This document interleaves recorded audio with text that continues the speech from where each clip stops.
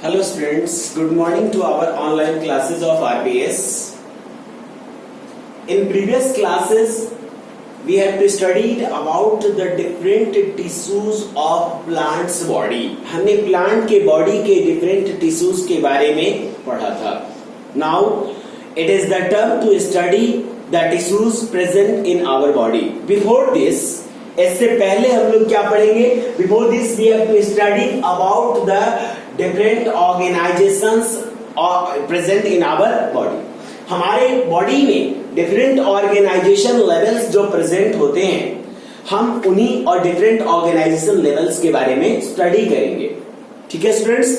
तो हमने जैसा कि इसमें सेल और टिश्यू चैप्टर्स में कुछ पढ़े हैं, उन्हीं कुछ डिफिनेशंस को लेकर, ठीक है ना, उन्हीं कुछ डिफिनेशंस को लेकर हम लोग यहाँ पर कुछ टॉपिक्स को डिस्क्राइब भी करेंगे और कुछ टॉपिक्स को क्लेरिफाई भी करेंगे.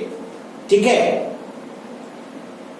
वहां पर एक क्वेश्चन आपसे पूछा गया था सेल चैप्टर में कि why cell is called a structural and functional unit of life, right? तो यहां पर हम लोग देखेंगे भी एक एक करके डिस्क्राइब करके कि हम सेल को structural and functional unit of life कैसे कहते हैं. ठीक है? हमारे बॉडी के फॉर्मेशन में सेल्स का क्या रोल है और इन्हीं सब चीजों को इस क्लास में हम लोग डिस्कस करने वाले हैं. ठीक है? तो चलिए पहले हम लोग आते हैं कि सेल के बारे में स्टडी करेंगे. सेल का डिफिनेशन तो आपको पता है कि सेल इज द स्ट्रक्चरल, अभी हमने कहा है कि cell is the structural and functional unit of living organisms. तो ये स्ट्रक्चरल और फंक्शनल यूनिट कैसे हैं, सबसे पहले हम लोग इस पर डिस्कस करेंगे. ठीक है? कहता है कि सेल्स ही वह यूनिट है जो आपस में जुड़ते हैं, आपस में एक कंबाइंड समूह बनाते हैं, ग्रुप बनाते हैं, तो आगे का ऑर्गेनाइजेशन लेवल फर्दर स्टार्ट होता है. अब सेल्स को सीधा ग्रुप नहीं बनाना है, सेल्स को सीधे ग्रुप बना लेने से काम चलेगा? जैसे ह्यूमंस अगर एक जगह इकट्ठा हो जाएं तो क्या हम उसे ग्रुप का नाम दे सकते हैं? नहीं. That is only a crowd. यह केवल एक भीड़ है, वह कोई लोगों का ग्रुप नहीं है.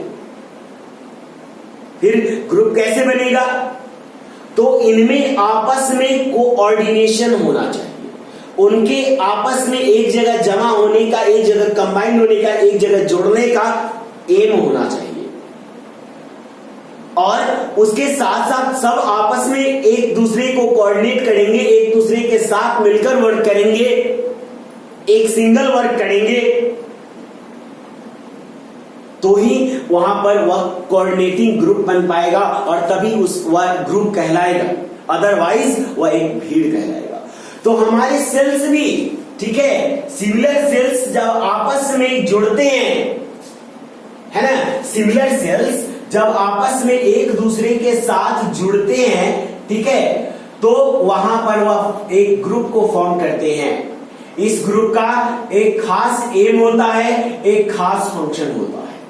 इस ग्रुप का एक खास एम होता है, एक खास फंक्शन होता है, और तब यह क्या कहलाएंगे? ग्रुप ऑफ सेल्स क्या कहलाएंगे? टिश्यू कहलाएंगे. ठीक है? ग्रुप ऑफ सेल्स क्या कहलाएंगे? टिश्यू कहलाएंगे. ये टिश्यू जो है जब आपस में फिर से ग्रुप को फॉर्म करेंगे, टिश्यूज आपस में मिलेंगे. ठीक है? तो यहां पर कहता है कि टिश्यू जो है it is a group of similar cells that work together to perform a particular function. जो टिश्यू फॉर्म हो रहा है that is the group of similar cells. ठीक है? That is group of similar cells that work together, जो एक साथ work करते हैं to perform a particular function, लेकिन उनका फंक्शन एक ही होता है. ठीक है? तभी वह टिश्यूज के रूप में कहलाएंगे, टिश्यूज के रूप को फॉर्म कर पाएंगे. हमने बताया कि जब तक उनके बीच में कोई रूल्स और रेगुलेशन के साथ ग्रुप नहीं बना है तो हम उसे ग्रुप नहीं कह सकते. ठीक है? जब तक वह रूल्स और रेगुलेशंस के साथ नहीं जुड़े हैं तब तक हम उन्हें ग्रुप नहीं कह सकते.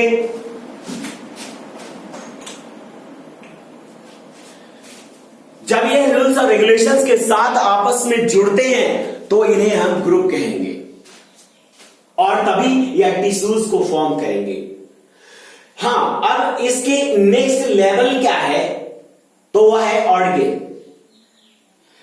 टिश्यूज के बाद हम लोग ऑर्गेन के बारे में पढ़ेंगे, लेकिन इससे पहले एक पॉइंट क्लियर कर दूं कि हमने कहा कि सिमिलर सेल्स का ग्रुप टिश्यू कहलाएगा, लेकिन हमने प्लांट के कैटेगरी में देखा था कि प्लांट के कुछ टिश्यूज सिमिलर सेल्स के बने हुए हैं, लेकिन उसके कुछ टिश्यूज ऐसे हैं जो डिफरेंट टाइप्स ऑफ सेल्स के बने हुए होते हैं। जैसे कॉम्प्लेक्स टिश्यू के बारे में पढ़ा था, कॉम्प्लेक्स परमानेंट टिश्यू के बारे में, कि वह डिफरेंट टाइप्स ऑफ सेल्स के बने हुए हैं।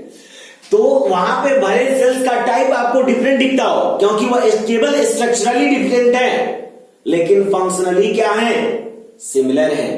इसलिए कहता है कि वह सेल्स चाहे स्ट्रक्चरली या फंक्शनली किसी भी तरह से सिमिलर होने चाहिए।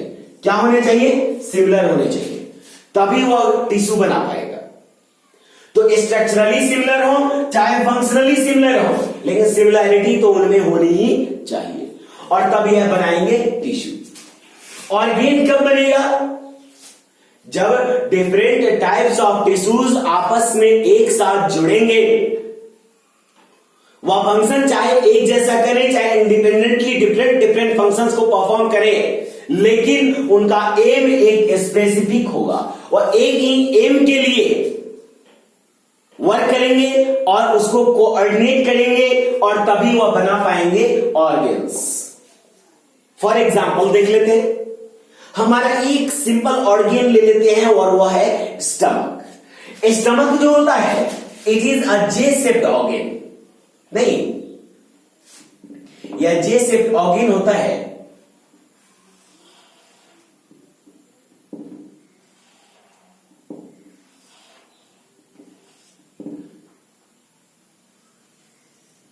यह स्टमक होता है। स्टमक के वॉल्स के अंदर डिफरेंट टाइप्स ऑफ टिश्यूज होते हैं। स्टमक के वॉल्स के अंदर डिफरेंट टाइप्स ऑफ टिश्यूज होते हैं। जैसे हमने आपको बताया कि इसमें गैस्ट्रिक ग्लैंड हो सकता है, तो gastric gland is also a type of tissue. या गैस्ट्रिक ग्लैंड गैस्ट्रिक जूस को सिक्रीट करेगा, म्यूकस ग्लैंड मकस सिक्रीट करेंगे और बाकी जो उसके मैस्कुलर टिश्यूज होंगे वह उसके चर्निंग प्रोसेस में उसकी हेल्प करेंगे। ये एंजाइम सेक्रेट करेंगे ताकि उसमें डाइजेशन प्रोसेस स्टार्ट हो और मस्कुलर सेल्स जो है उसको चर्निंग प्रोसेस में उस एंजाइम्स को उसमें मिलाने का काम करेंगे, मिलाएंगे ताकि आगे फर्दर प्रोसेस स्टार्ट हो सके। तो इस तरह से हमने देखा कि एक सिंपल ऑर्गेन में डिफरेंट टाइप्स ऑफ टिश्यूज हैं और वो डिफरेंट फंक्शंस को परफॉर्म करते हैं, लेकिन उनका एम एक ही है। वह एक दूसरे को इसलिए कोऑर्डिनेट करते हैं ताकि एक सिंगल फंक्शन को परफॉर्म कर सके। इस अगले ऑर्गेनाइजेशन लेवल जो है that is called organ system. क्या है ये, ऑर्गेन सिस्टम है। इस ऑर्गेन सिस्टम में इस जैसे बहुत सारे ऑर्गेन्स आते हैं एक साथ, है ना, बहुत सारे ऑर्गेन्स एक साथ आते हैं और ये सारे ऑर्गेन्स फंक्शन भी डिफरेंट करते हैं, ठीक है ना। ये डिफरेंट फंक्शंस को परफॉर्म करते हैं, लेकिन ये ऑर्गेन सिस्टम जो होता है उनका एम एक होगा, एक ही सिंगल वर्क सिंगल प्रोसेस को परफॉर्म करेंगे। सिंगल प्रोसेस को कंप्लीट करने के लिए वो डिफरेंट फंक्शंस को परफॉर्म करेंगे। फॉर एग्जांपल डाइजेस्टिव सिस्टम में हम लोग देखते हैं चाहे कि माउथ जो है वो अलग वर्क को परफॉर्म करता है, वह फिजिकल डाइजेशन और केमिकल डाइजेशन को करेगा, बिगर पार्टिकल्स ऑफ फूड को स्मॉलर पीसेस में कन्वर्ट करेगा। एसोफेगस क्या करेगा, माउथ से फूड को लेकर और स्टमक तक पहुंचाएगा।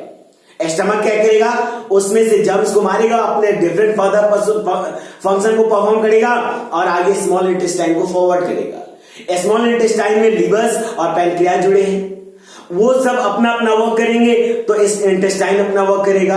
इंटेस्टाइन वर्क कंप्लीट करेगा तो उसके बाद आगे का फर्दर प्रोसेस स्टार्ट हो जाएगा। यानी इसमें डिफरेंट ऑर्गेन्स ने वर्क किया अलग अलग इंडिपेंडेंटली, लेकिन उनका एम एक ही था और वह क्या था, डाइजेशन। और इसीलिए इस ऑर्गेन सिस्टम का नाम भी क्या रख दिया जाएगा, डाइजेस्टिव सिस्टम रख दिया जाएगा। जैसे एक डाइजेस्टिव सिस्टम में कितने सारे ऑर्गेन्स इन्वॉल्व होते हैं, यहां पर देखिए माउथ होगा, क्या होगा, माउथ होगा, ठीक है। माउथ के साथ इसमें एसोफेगस होगा, माउथ एसोफेगस, और उसके साथ स्टमक है, स्मॉल इंटेस्टाइन है, लार्ज इंटेस्टाइन है, ठीक है। इसके बाद आपको लार्ज इंटेस्टाइन के बाद है एनस है, रेक्टम है, and lots more organs are combined in our digestive system, ठीक है students. And the next is that कि अगला जो ग्रुप है, अगला जो समूह है, दैट इज ऑर्गेनिज्म, ठीक है। क्या है, ऑर्गेनिज्म है। इस ऑर्गेनिज्म में different types of organ systems आपस में जुड़ते हैं, आपस में मिलते हैं, तो यह ऑर्गेनिज्म को फॉर्म करेंगे। एक ऑर्गेन सिस्टम नहीं कर सकता क्योंकि वह तो एक सिंगल फंक्शन ही परफॉर्म करेगा, लेकिन एक ऑर्गेनिज्म को अलाइव यानी जिंदा रखने के लिए बहुत सारे फंक्शंस परफॉर्म किए जाते हैं, जैसे digestion, respiration, assimilation, egestion, control and coordination, and lots more functions are performed in a single organism. So इसमें ढेर सारे ऑर्गेन सिस्टम्स अवेलेबल होते हैं, ठीक है। जैसे मान लीजिए कि एक ऑर्गेनिज्म में कितने सारे ऑर्गेन सिस्टम्स होंगे, तो कहीं पर डाइजेस्टिव सिस्टम होगा, कहीं पर डाइजेस्टिव सिस्टम होगा, कहीं पर रेस्पिरेटरी सिस्टम होगा। जैसे टिश्यूज के साथ आगे आप बढ़ेंगे तो आपको बना देगा ऑर्गेन से, इसमें बहुत सारे मतलब ऑर्गेन सिस्टम्स होंगे। कौन कौन से ऑर्गेन सिस्टम्स होंगे, मान लीजिए एक एग्जांपल के तौर पे देखते हैं डाइजेस्टिव सिस्टम, ठीक है, डाइजेस्टिव सिस्टम। फिर उसके आगे आपको एक और ऑर्गेन सिस्टम जुड़ेगा, रेस्पिरेटरी,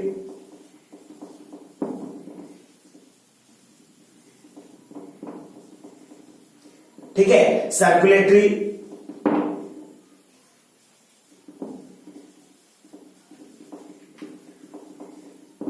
ठीक है। इस तरह से बहुत सारे ऑर्गेन सिस्टम्स जब एक साथ कंबाइंड हो जाएंगे तो वह जो है वो एक ऑर्गेनिज्म को फॉर्म करेंगे, और ये सभी डिफरेंट फंक्शंस को परफॉर्म करते हैं, लेकिन इनका भी एम एक ही होता है, और वह एम होता है कि to keep an organism alive, यानी एक ऑर्गेनिज्म को जिंदा रखना इन सभी ऑर्गेन सिस्टम्स का एकमात्र एम होता है, ठीक है।